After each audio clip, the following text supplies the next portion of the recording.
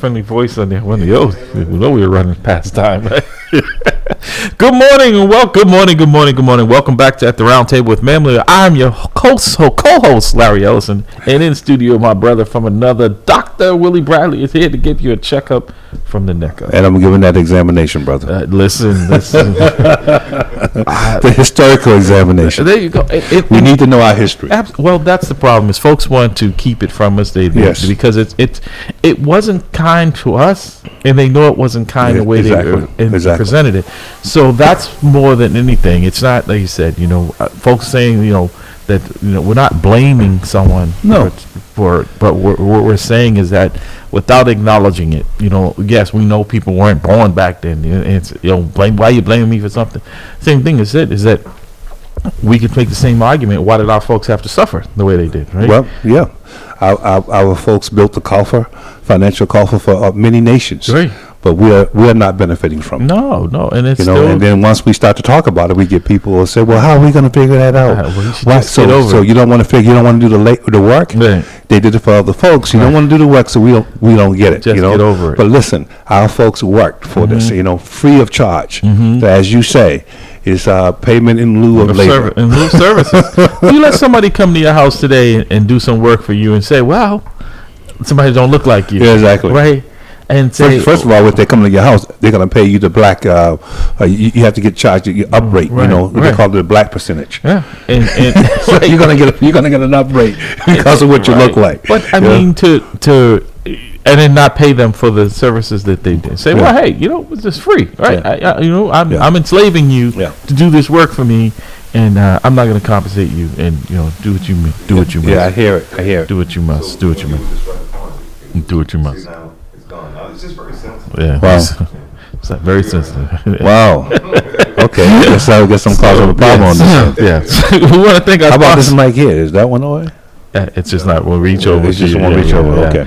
We want to thank our sponsor, Guarantee Rate Mortgage Company. For all your mortgage needs, give branch manager Cora Holbrook a call at area code 781-342-0252. Guarantee Mortgage Rate is located at 75 State Street in downtown Boston, Mass. Guaranteed Mortgage Rate, guaranteed to exceed your expectations. I mean, that's an interesting conversation. It is. But Larry, I tell you, when we have this type of platform, because we can't rely on other folks to teach us about us. No. We have to actually do as much as we can to make sure that our people understand that we were not just consumers. We're creators. Right. We're coming from, royalty, and the whole issue around, black people are lazy. I look at it this way. Why would so-called educated people for 250 years go across the Atlantic, capture people and bring them back across the Atlantic to put them in slavery when you got people who are already here that can do the job? That's not lazy. No, it's not. But I mean, think about that. You know what I mean? So it's laziness and slavery doesn't go. You know what I mean? It just doesn't match. But think about the point, the powerfulness of your words. That back then it was a lot more difficult for black people to be enterprising, right? And the inventions and the contributions to this country that our folks have made is just remarkable. It is. In what they had to go through just to be acknowledged as a human being, let alone as any accomplishment. So we have to take an opportunity to make sure that people understand the value of black people, not only in America but throughout the entire world. Right, and that's what folks want to dismiss it. Yes, right? exactly. If it didn't happen, right? All right. So with that said, we're going to introduce our guest is on the line there, Mr. Rhodes Pierre. He is an IFC's financial literacy facilitator and advisory board member. He's going to explain to our listening audience what that means. But if you have any questions, you can give us a call at 617-282-0685 and 617-282-0685. And your financial literacy, he's here to answer your questions. Good morning, Rhodes. How are you, sir? Good morning, Mr. Ellison. How are you? I'm doing well. Doing well. The doctor is in the house as well. He's always somebody that is interested with all his daughters that he's had to help put through college. He is definitely interested in how he could financial literacy or something. I have one son, man. I have 4 daughters. I'm telling you, being a daddy, a girl, a father of girls. Who do you think you're talking to? I hear you. yeah. You're right. You better have some kind of financial. I don't think I can relate to what you're talking. You can relate. Right. It's like Mama did not have a contribution. You know what I'm saying? It's like this is that one time when you point that finger and it's pointing back at you. Exactly. A girl? Are you kidding? Yeah. Are you kidding? I'm like a survivor. I'm voted out. I'm telling you. Even the dog is a female in my house. Everybody's female, but me. Maybe that's what they should do. Get me a male dog. Exactly. You have to have a companion, bro. Someone who can understand. Speaking of understanding, Rhodes, good morning. We get off track here, but we enjoyed it. That just shows you the love in the room. Introduce yourself to our audience and explain to them what you're trying to explain to them, what you've been on the show as your previous guest here, of what you're doing out there in the world in this financial literacy, sir. All right. Well, as a financial literacy facilitator and advisory board member for the Innovators for Change, basically we're just trying to spread financial awareness and financial literacy throughout the community. And financial literacy is the silent crisis in our community. Ooh, crisis. It's an epidemic. Yeah, exactly. Yeah, it is. Well, yeah, poverty is basically the symptom of that. And as a crisis, if it's not addressed, if the disease is not addressed, it's going to turn into a pandemic. Yeah. And the common denominator with poverty is basically the injustice and mistreatment in education, in healthcare, in the judicial system, and in the finances. And financial education is at the core of the equation for equality in this country.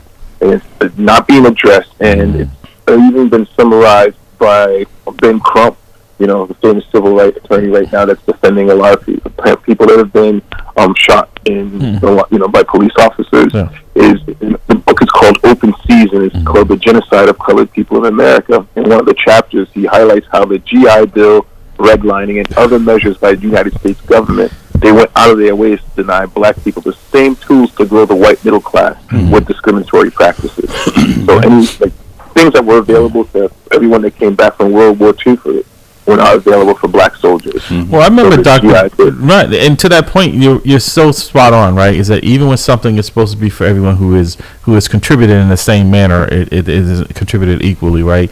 I remember Dr. Bradley talking about on one of these shows, and it really stuck out with me when he talked about black soldiers that were treated better in Germany. Yes. Than they were when they came back here. Yes. When you said that, I'm like, what? Yeah, they were treated better in Germany than they were when they came back here. In fact, a lot of them were hesitant to come back here because they did not get the level of integration here that they got in Germany. Right. Absolutely. So Rhodes, before you dive in, because I think folks, you're Haitian American, right? That is correct. And I'm not first generation, but explain, because I think it's coming from a perspective from someone who, because you lived in there we go. When you pull back, we got to keep him on a short leash. Apparently, somebody can arrest my whole back. I'm sorry.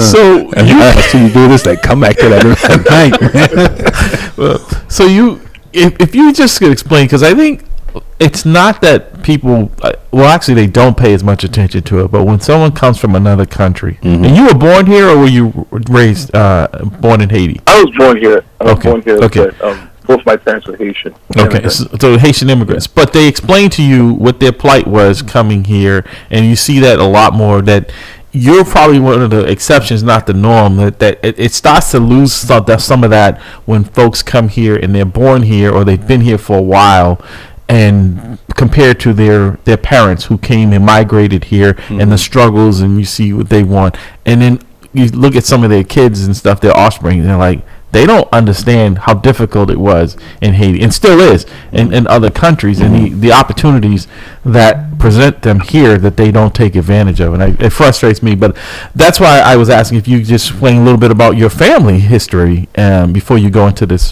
literacy, because I think it's important that people understand that where you are today, your parents did not have those same opportunities. It's fair to say, right? Absolutely, Larry. Seriously, I've been lucky in the fact that my parents did take us back. like not me in particular, but my sister in particular when she was much younger, and I really felt that was a drive. I grew up there. As I was born here, I was sent back there to live as a child for a few years with aunts and family members, and even a boarding school.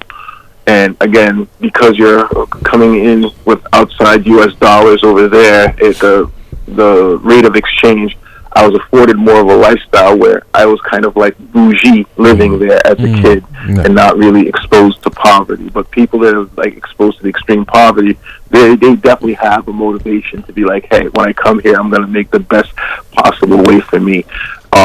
Like the fact that like my dad would complain or to explain to us, or you actually have a school to go to, like as opposed to when he went to school, it was like kindergarten all the way to 12th grade was one schoolhouse. Wow. So the teacher literally gets like how can you really focus on educating? But the children, it was more stern. It was focused. The education was definitely something that they promoted and they advocated, and it was something that they were very proud of, and it really was something that the society focused on in order to better themselves. So when my parents came to this country, they were like, well, you have free schools here, you have all the supplies, but I guess the drive and the motivation to really take advantage of the education, it's kind of like, oh, it's just something that you take it granted as something that you have every day. So they definitely focused or tried to make a point that they said school is very important, education is very important, and to take advantage of this and be better. But from someone that comes directly from Haiti that comes here, they definitely are more motivated to get their education in order, as opposed to someone that's born here and just kind of takes it for granted what they have here. So the sacrifices that they made, they made sure that they always worked and that we were able to go to school. And unfortunately, in this country, I also went to school in Montreal for a while, and come to school in America. So there's definitely a disconnect, because in Montreal, Canada, everyone wants their children to go to public school. The public schools are the best schools to go to. Wow, okay. And in this country, it's depending on your zip code. And if you're not in even if it is in a certain zip code, more people, affluent people, will choose to send their kids to private school because there's something, they say the quality of education is better, depending on the school, whatever, but the parents feel that the quality of education in a private school setting would be better. And again, it's based upon the whole thing is based upon your zip code in this country. Wow. And they can your resources, you're limited by where you live, and it's based on property tax. So again, the understanding of your finances and how money works in this country is something that they don't talk about, and they don't. Although it's mandated by the state to be taught, and it's not something that's enforced. Yeah. Wow. Thank you for sharing that. Look, Dr. Bradley is someone that I've always looked up as a big brother, and he and his wife, Erica, and we do the same in our home, is that we understand in the education, and I've seen him with his daughters, and it's pushing that education. And he himself has advanced degrees. He's a PhD, and that's something that I think sometimes we don't acknowledge in a way that we should. But I mean, it's rare. The number of people in his family that have college degrees, his children, right? I mean, all of them. All of them except my son, who decided that he was not going to do it. He's still trying to find himself. Okay. But other than that, they all are. All the girls are college. In fact, the last one is at the University of New Haven to become a pathologist. Yeah, she was on the show. She was on the show. Right. That's great. And then again, the emphasis on education is and it's empowerment, and it gets the ability for people to move and progress in their lives. One of the things, one of the key differences is understanding when you're going to school, it's kind of a social structure. And in again, not to the spot, but in Montreal, as growing up as a kid, the A student was that they were considered what the jocks are considered in this country. Wow. So as far as like social status, yes, exactly. Wow. You were more, you wanted to emulate the A student, the nerd, the smart one. You wanted to get the A's. That's what they were focused on. It's just the emphasis here. In this country, it's athletic. Yeah. And then those are the hierarchy when high school. Right. High school, it's like, the jocks, the cheerleaders, then other people, and it's like at the bottom of the pile are like the nerds, the smart people, the people that want to read books and stuff like that. You become a nerd. That was the behavior you wanted to emulate. Like, oh, look at this kid's reading. Yeah. That's the behavior you want to emulate, as opposed to look at this kid playing ball. That's the behavior you want to emulate. So, and to that point, right, is that people don't realize that the likelihood of success for that nerd is way higher than it's like around 1% of that athlete who might be the best in their school doesn't realize it. More of those in the country. The likelihood of success for the nerd is a lot higher, percentage-wise. The education. That's one piece, and the other, the stability of success. Yeah. Because once the athlete breaks an ankle or lose a knee or whatever, he's out. Right. I often told students when I was the director of climate and safety at Randolph Public Schools that we all go to the pros once we go to college. You know, it's just that, you know, we equate pros with being an athlete.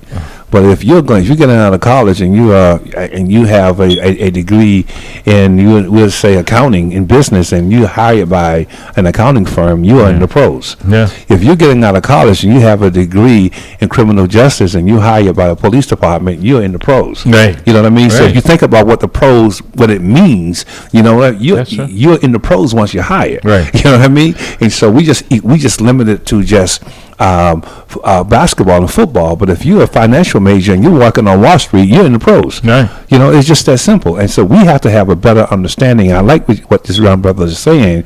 We should emulate the nerd. We call them nerds here in America. As if but it's a bad thing. As if it's a bad thing. Right. But, you know, in other parts of the country, other parts of the world, those are the people that you want to actually be like. Yeah. And it's sad. Yeah. Well, I mean, look at the Jeff Bezos or the Bill Gates. You know, again, those people, like, in the sense of like, okay, look at their success, as opposed to, you know, and they're laughing all other the way people in society. They're laughing all the way to the bank. Yeah, exactly. 617-282-0685, 617-282-0685. You're listening to At the Round Table with Ma'am Leo. On the line, our guest, Rhodes Pierre. He is a financial literacy and facilitator and advisory board member, innovator for change. So, Rhodes, let's get into it, because it's not something that's discussed in a lot of houses, unfortunately, in black and brown homes, where this is a conversation where we're more consumers than we are investors, right? And we're seeing that. And I think, unfortunately, right, that the pandemic really highlighted just how financially insecure a lot of homes were. Now, fortunately, my family and I'm sure Dr. Browley's in that same category, that we didn't have to panic about our financial situation when the pandemic hit, right? Actually, our jobs were pretty secure even during that time, but a lot of people who were laid off, or even the financial assistance that they received from the government, we didn't get about it. No, right. Even if you got it, it wasn't a game changer. No, right? it wasn't. Because I think it was like $1,400 per member of your household, and it was a max on that, right? But if you're out of work for 6 months, and you got a check, even if there's 5 people and you got $10,000, it might seem like for a minute, but how are you going to stretch that over 2 years that this pandemic has been with us? And if you've been unemployed, and even with the unemployment, all that has an expiration date. But if you invest wisely with your money, that continues to grow. Even because, matter of fact, the stock market and all that did even better during the pandemic. It usually does. Yes. You know, I think one of the things that we have to understand in our community is that employment, working, was never designed to make you wealthy. Yeah, you're right about that. It was never designed to. It's designed for keeping you one step away from the poorhouse, so you can be obedient. All right, and actually allowing you to address those critical issues, financial issues, so that you can be one who does not challenge the status quo. That's what it's designed for. It's not designed to create create wealth. Wealth is a whole different thing. That's around investing in property and stocks and all those different things. You know, I talked to my kids yesterday about the possibility in today's market where most of the individuals are not going to work physically, they're going online. If you think about this, you can actually have a job on the East Coast, all right, that you live off of, and a job on the West Coast that you save. Right. You know what I mean? Think about it. You know, you can't. We couldn't do that when I was coming up as over 60 because you had to physically be there. Right. But the paradigm for actually conducting business today is entirely different than what it was when I was a kid. Right. So you don't have to report to work as much as you had to. So we should need to think about redefining job as opposed to wealth. Right. And you're right, because what the pandemic did was they found a lot of folks who were opposed of companies, right? Felt like you had to cram everybody into a room. They found that people are more productive on the Zooms. And actually, because I can do 3 Zoom meetings in a day because I don't have to move, right? And everybody can gather. Where if I had to travel to 2 or 3, I can only schedule probably 1 just because it's going to take me most of my time is sitting in the car trying to get to the next meeting. Now, on the other side of this is that it's going to be famine for those individuals who are owning commercial property. Real estate, right. You know what I mean? Because what ended up happening is that the old 20th century way of reporting to work is no longer valid. It'll be just turn them into luxury condos. There you go. I mean, everybody's going to win, but we need to think about how do we leverage this in such a way that we can create create wealth in our community. Because with wealth come the power. With the power come you can maneuver. You know what I mean? Politicians don't pay attention to people who are not wealthy and powerless. I'm telling you. So, Rose, how do we get folks to that place where Dr. Bradley so eloquent? Well, as he says, you know, sorry, guys. working the regular 9 to 5 is no longer the way to accumulate wealth. It's not designed. The acronym for job is just above broke. Wow. Okay? Wow, just above broke. Like they're giving you enough so that way you can survive, but not enough for you to actually make and change your current financial condition dramatic. Exactly. Because they need you to come back to work. Like if you became a millionaire the next day, like what would be the motive for you to go back to work? Okay. So they definitely want to make sure that that's and so again, it's up to you to decide how to start generating wealth. And to that point, you're right, because I think about what you said when you just said that, and Dr. Bradley is saying is that most of my wealth has been investments outside of work, and work has just been like a cushion good for my insurance, for my health insurance, things like that. But I've never depended on it to make me rich because it has an expiration date. And in addition to that, first of all, it makes you in control. It's modeled off slavery. All right, because now you have to be. That's all. It is. It's modeled off slavery. So now you have to answer to the guy who actually who's signing the check. He becomes your slave master. All right, and that's how it works. But it's not intended to keep you.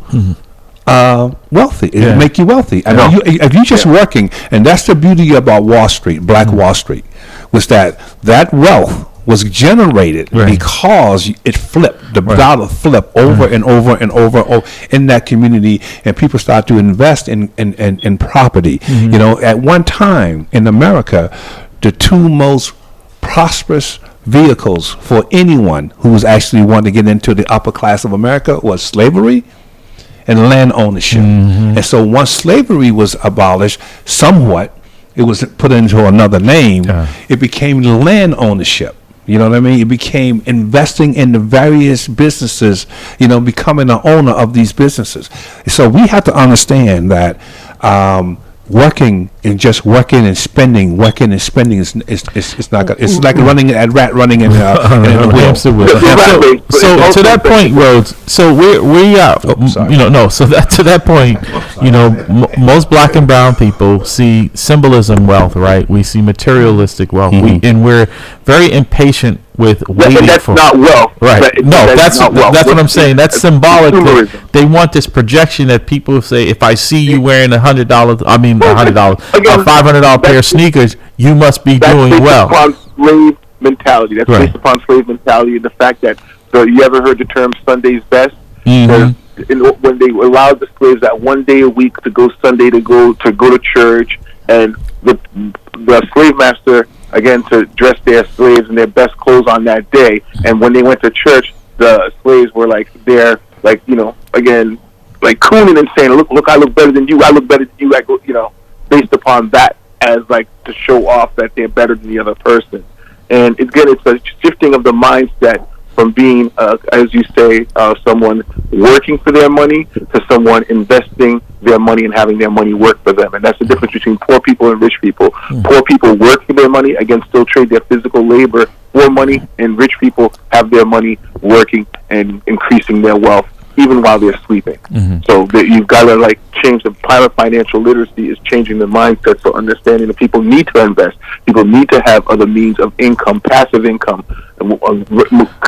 income coming from rent, income coming from stocks, bonds, and being invested in the market. And also they have to like diversify their investments as well, so to make sure that in retirement that their income, not all their income is subject to tax. So how do we get folks started in that direction? Because, like I said, it's a daunting task. Because, like I said, you know, unfortunately, as you said, the Sunday best analogy is that we want to see it and perceive it as wealth, knowing that, like I said, people.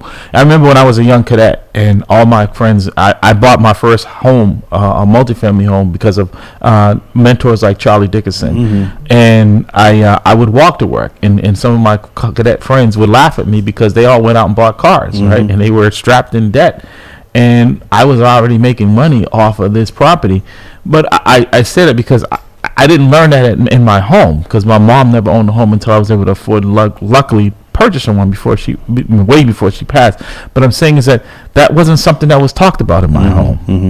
You know, the only closest to that was when the guy came every week or once a month, or whatever, the insurance guy, to get the money for the insurance. That was somewhat of an insurance policy that if someone passed away, that you would collect on that insurance. But that was the closest thing to any type of wealth. And insurance policies have been a form of wealth for a lot of people as well. So again, folks, how do you have that conversation with folks, our listening audience out there, to get folks? It starts with the community. It starts with the family. As you said, like, we've got to, and no one talks about money. And everyone in this country, they make it seem taboo to talk about money.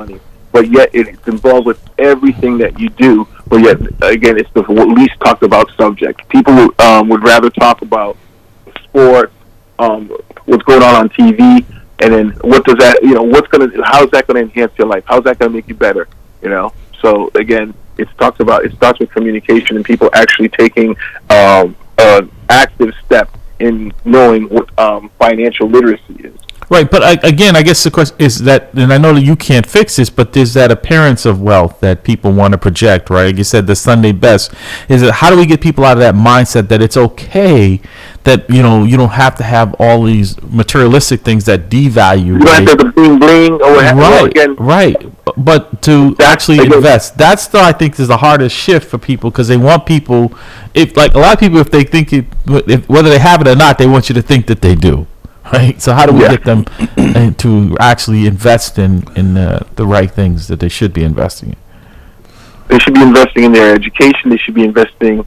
The thing is, the key thing is, like, if they can't save, we got to get to the point where they can start learning how to save. Because if you can't save, you can't invest. And if you don't have anything you don't have a emergency fund or basically, so if you're no longer able to work, if you can't even like save up 6 months worth of your living expenses or have that set aside, you're not going to be comfortable enough to invest and be able to have money sit in the market. What it is, it's like the concept of investing is you got to start early and allow time for the money to grow, the compound interest to do its job. You cannot like invest and expect to get the money back the next day. You got to like have a 10-year, 20, 30-year plan when you're making that investment. You know, it doesn't work unless people are thinking for the next generation. It's like, you know, when you're in the line and you're getting a coffee and you say, I'm going to pay for the next person, you're not there to actually see the person receive the coffee, but you know you've left something there.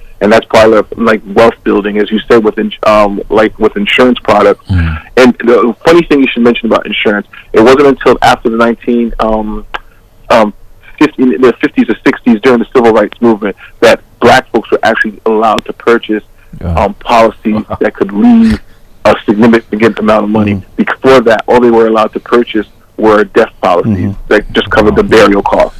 Because So now that you're, and that's another thing that people don't understand with life insurance, you have to qualify for it. Like if you have a felony conviction, a DUI, if you are in prison, and different things will disqualify you. Besides health things like diabetes and a lot of things in our community disqualify us from getting life insurance. Like, our health status, our build, so a lot of times people think, oh, if it's something that is easily accessible, but you have to qualify for it because of what it is.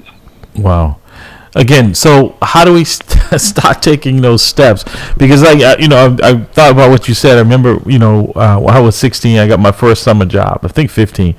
And my mom always told me, put my money in the bank, right? So I got my first check. I put it in the bank. I knew the next week I was going to be a millionaire. I went back. I think I had like 16 cents in interest, right? I'm like, where's the rest of my money? It's like, this is it. Yeah, but the bank is getting more than 16 At cents. that time, they were charging like 17, 18% interest on a home. Yeah. That was if you had good credit. Yeah, exactly. I think to answer your question, one of the things that we have to do, and I think it's going to be at the family level. Because think about this, Larry. My kids and your kids and this young man's kids will probably be homeowners. But we came They up. already are. Yeah, It's in the family. it's in the, there you go. That's why I say that. But we came up as apartment renters. Right. There's two different concepts here. Because as an apartment renter, I have nothing there other than the fact that, I might get a little break on the state income tax. All right. But on the ownership, I have the equity. I have things that are coming along with that, and I have the land. So, so we have to actually start with and I always say, and I hate to be cruel here, you can't teach old dogs new tricks. You have to just let them wither away, and then you start actually coming up and you're bringing up the younger dogs. You're teaching them how the system works, because the system was never meant to include you in the wealth. It was always meant to keep you at a level where you cannot be wealthy. You cannot be You can't be powerful, and you will not have access to resources. That's how the system was. And we talked about just off stage here. On our break, I mentioned to you the doctrine of exclusion. Remember that? Yep. And that's when slavery just started to happen in America, and that was around 16. I was like the early mid 1630, 1620. What happened is that the first colony, Maryland, General Assembly wrote an edict or a doctrine that basically said, and it did say, that no black person, including those 20 who was dropped off in Virginia by the Dutch warship for slaving for to trade for resources and slave food, including those 20, no black person shall benefit from the fruits of white society. That was a doctrine that was actually is called the doctrine of exclusion. So when you start looking at it from that foundation, you were not intended to be, have access to these resources. So we have to train our kids as you don't want to rent. You want to be the individual. You want to be the landlord, Right? You know what I mean? Because when you're the landlord, these are other benefits, and you live in a capitalistic society. Live in a capitalistic society, you have to think about the profit. Other than that, you would be a powerless, poor segment of community that no one would really care about. Yeah, so Dr. Bradley, he's right. I'm listening to him, and it's like, wow, that's a path that he just described, Rhodes, that a lot of families and communities of color don't travel down. Like you said, that conversation is not discussed. Look at we have for examples. Look at what happened with Prince and Aretha Franklin. Look at all the Michael Jackson, right? Yes, exactly. Well, Michael Jackson, he left it to his adopted kids, but he said it's his kids. But Prince and Aretha Franklin both didn't have a will. They I guess eventually they found one for Aretha Franklin, but because of that, the wealth that could have been transferred to Prince's family was not. 80% in the state of Minnesota, if you do not have a will, 80% of your estate automatically goes to the state of Minnesota. Wow. So Prince's family is only fighting for 20%. Wow. In the state of Massachusetts, if you do not have a will, It's the state of Massachusetts that decides what's going to happen to your property, whether you have family members or whatever living or what have. It's the it goes without a will. It goes into probate. It becomes a state. Yeah. It goes to probate court. Yes. So think about this now. It becomes a gift that actually will benefit people that do not look like you and I. They don't. It becomes, so instead of actually taking, and so white folks do this all the time. This is not a new phenomenon here. They make sure they have a will, and it's very clear, and they have an estate. Yeah. So it's very clear where their resources are going to go when God calls them. And that's it. Other than that, the state will say, hey, I take this and then I'm going to put it in my coffer and I'm going to actually invest it in an institution that benefit people that don't look like the people that owned it. Yeah. That's the reality of it. It made me think about something funny because I still have this T-shirt. It's kind of faded. I bought it years ago when I was in the Caribbean, and it said, "If there's a will, I want to be in it." I like that. I like that. Man, I like that. So if there's a will, there's a will. I want to be in it. But we have to think about. We have to rethink about how do we transfer our wealth to our youth. But Dr. Bradley and Rhodes, how do we do that? Like, for instance, Boston Public Schools spends what's equivalent to the GPA. GPA. All right, thank you. All these acronyms of some countries. $1.3 billion budget. We have some countries whose gross national product is That's what I'm talking about, right? Okay. We spend that on an education in a population of students in Boston Public Schools has decreased when I first started working in there from 75,000 to 48,000. But I know when I go in a lot of these homes or these families, I know that they're not even grasping the basic knowledge of the kids' education. Right, and with this, so financial literacy is something that's not even on the table because even if it was, a lot of them can't do it. So I guess how do we get that mindset change? Well, maybe like you said, you were saying, Dr. Bradley, we can't teach old dog new trick, but maybe setting up that next generation that their kids, because the parents in some cases are lost cause, they're never going to get it. But Rose, how do we focus that energy on trying to get their offsprings ready financial literacy? As I said, financial literacy is a main subject in Massachusetts, yet they do not enforce the laws. I feel like it's by design that they do not care, like whether or not the poor people learn how to become financially astute so they can become, create wealth, intergenerational wealth. It's something that they do not care and they're not promoting. So how do we promote it?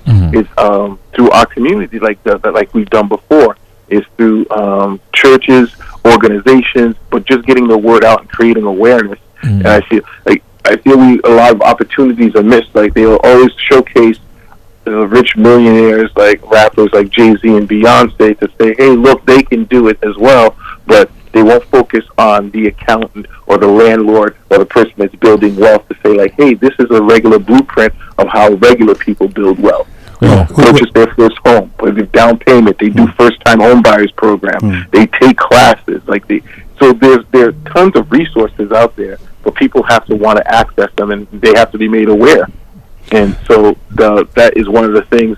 And to change the mindset, it takes a while. It's hard to break old habits. And we've had 400 years of oppression, post-traumatic stress syndrome. I feel that we're suffering from post-slavery, and then we're still. It still bleeds into the next generation, and a lot of those core issues aren't being addressed.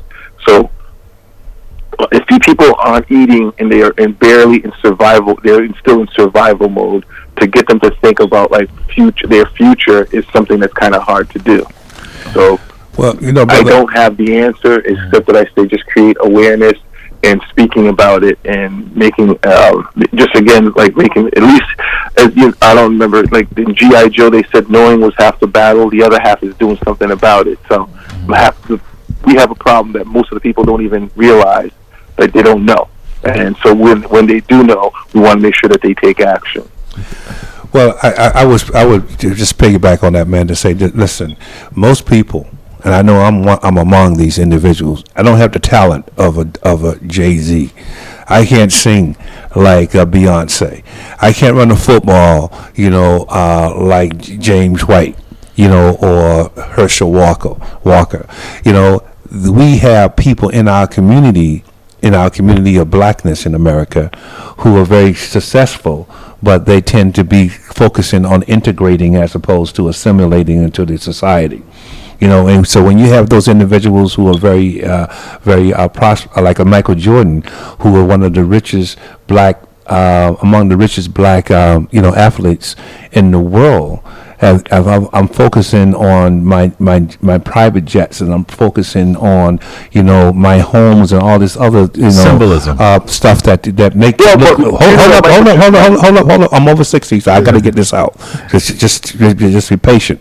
But what I'm trying to say to you is that we have to understand that when we're in a position, or finance, we got to think about the people that in our community. We got to create these what I call vertical businesses in our community that will allow people to actually be a part of the process and make money down the vertical line. Yeah. You know what I mean? And with that, we can start educating our kids on this is how you maintain wealth at the norm, at the lower level. This is the boot on which you will actually pull yourself up.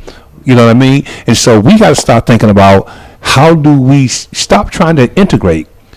Right, and start thinking about let's keep my identity, let's assimilate, and let's move forward as it relates to our wealth in our community. Because most people think you can't have both; the two aren't intertwined, right? No, that you have to trade your blackness if you want to. Exactly. That's what I mean. Right. If you move out to the suburbs because you don't want to be black anymore. Yes. No. It's sometimes you're forced to move to places if you want better for your family, That's right? Because you're not getting it where you are, right? Just because I live in the suburbs. Just because I live in the suburbs doesn't mean I have to move. We have it. I'm sorry, sir.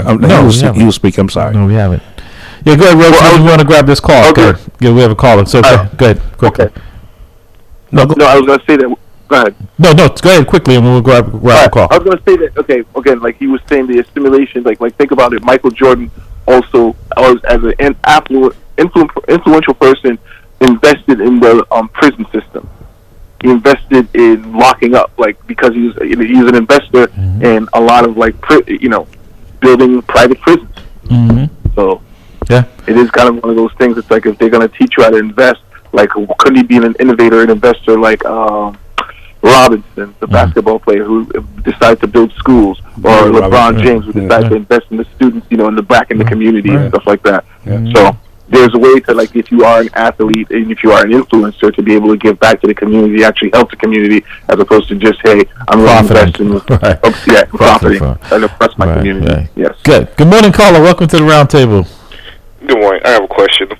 And my question is, from previous generation, why is it that there's always a fear, a taboo, stigma, call it whatever you want to call it, that when it comes to black and brown people, money is always a scarcity. It's always something that people don't like to talk about, whether it's at the dinner table or even in the home. Huh? Yeah. Well, it's funny. I remember Minister Don saying to me when I first met him he said, unfortunately, he said in the black community, he said in the Jewish community, their money goes through their community 10 times before it leaves. And in the black community, it doesn't even spend the night. Less than one. No, it doesn't even spend the night. That was powerful. Well, it's very powerful because what you're talking about is wealth. And what you're talking about is, and I mentioned the vertical business line, and I mentioned that because what happened is that's the lack of having a vertical business established in the black community. Yeah. What ends up happening is that it promotes that ideology that black services are less than services you're getting from other people. Right. You know what I mean? Because you got to go, for instance, if I own, we'll say, a food company, if I have to go to, a white distributor to buy my resources who's going to charge me what I call the black up rate. You know what I mean? So I'm going to pay more money for that product. And then I got to coming back to my community. I got to actually sell it more in order for me to make a profit. But he can go to this other guy who's getting a white down rate. Right. He can sell it at less. So we have to work. But if I go to a black community, a black distributor, I'm being fair. I'm being treated fairly. I can compete. So we have to worry about how do we actually build an establishment where we have a vertical business.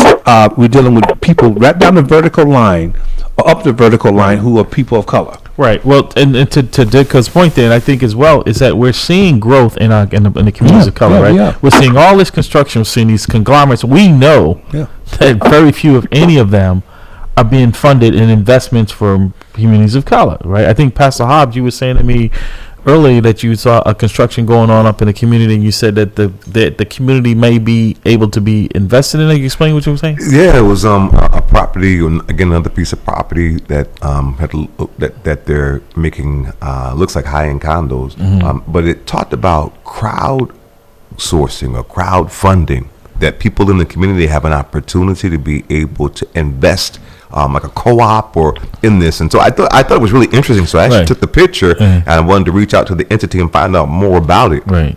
But it's property, and it seems like people in the community have an opportunity to be able to invest, to be like partners, and it's not just don't know all the nuances and how. Right, and I was saying to him, I said, that sounds good, it sounds great, but if you don't have anything to invest, right? But I think it's two hits here. I got two hits here. Number one, the lack of funds to invest. That's definitely one of them. And number two, in our minds, when they see investment for people of color, they think about crooks.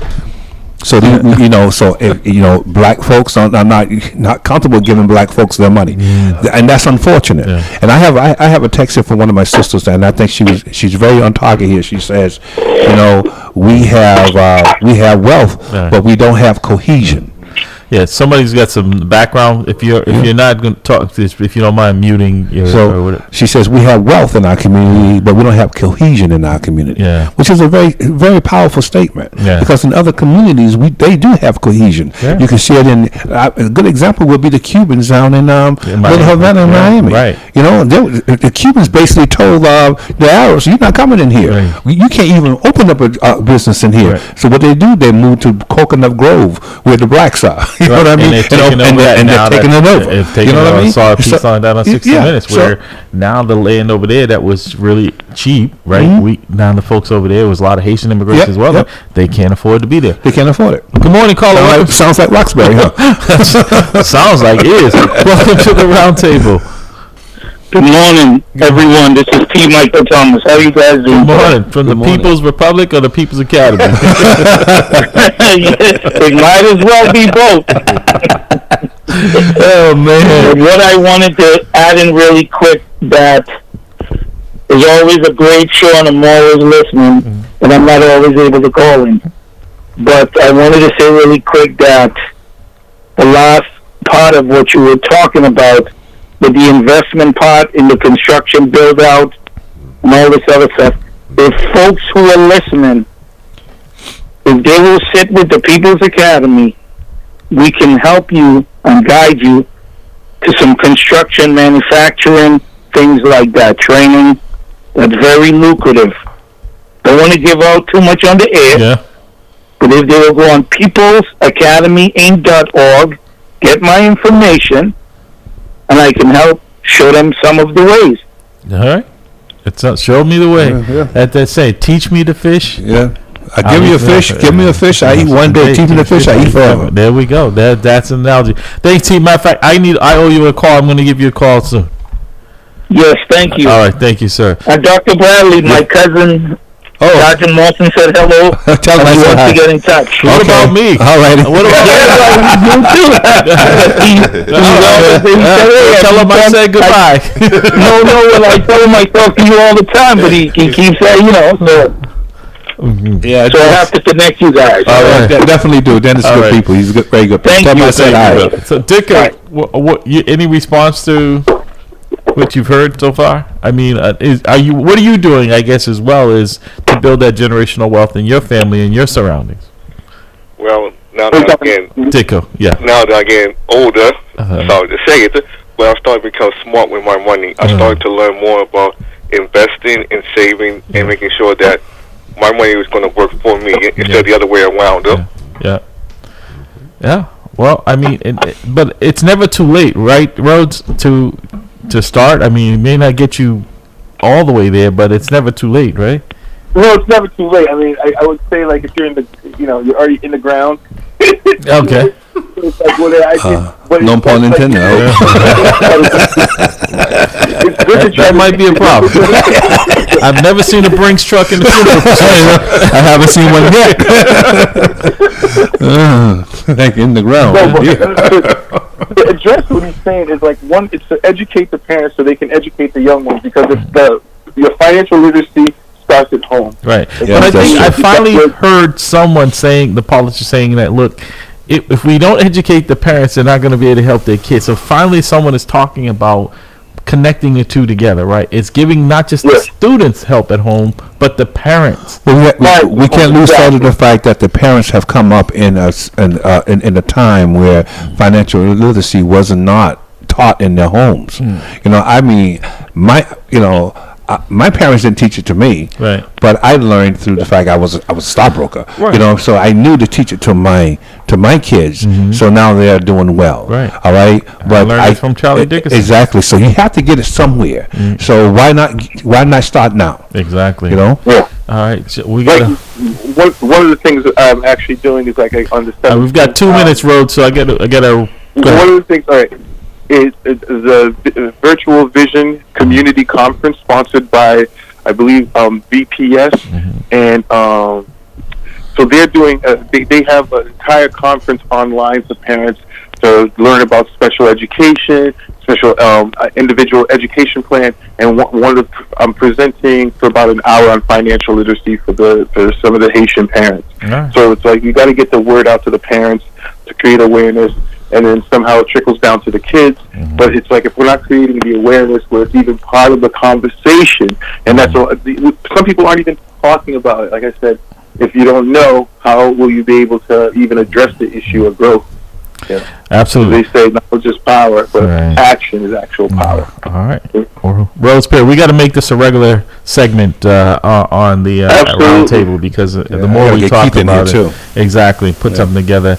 And in fact, that's why we're going to be sponsoring with our sponsor a free home buyers workshop the first Saturday in April at Mamleo at 1:30 in the afternoon, to get folks at least to understanding whether they take advantage of it or not. But it's free. It's going to be open. We're going to be talking more about that. But I got to before I let you go, I'm looking at this arts and culture in the Bay State banner, Love and Loss Under the Haitian Sun. A play that's running here from March 11th to April 16th. So this looks like it's quite enjoyable there. So, Rhodes Pereira, thank you. Dicko, thank you, sir. We're going to continue conversing here in our 9 o'clock hour. And folks, you want to call back in, feel free to do so. You're listening to At the Round Table with Mamleo. We're going to take our break, and we'll be right back. We'll be back shortly. Tell me a track. You ain't gotta rock fake jewels or walk around strap. I respect artists getting money, but love them for spitting crack. And the fact that one track can move a family out the trap. It's a dream for us lost souls brought up in the mix. I'm motivated by the artists coming out in my midst, and the artists that paved the way when I didn't exist. Music's a skyscraper, I'm just trying to add a couple bricks. This is for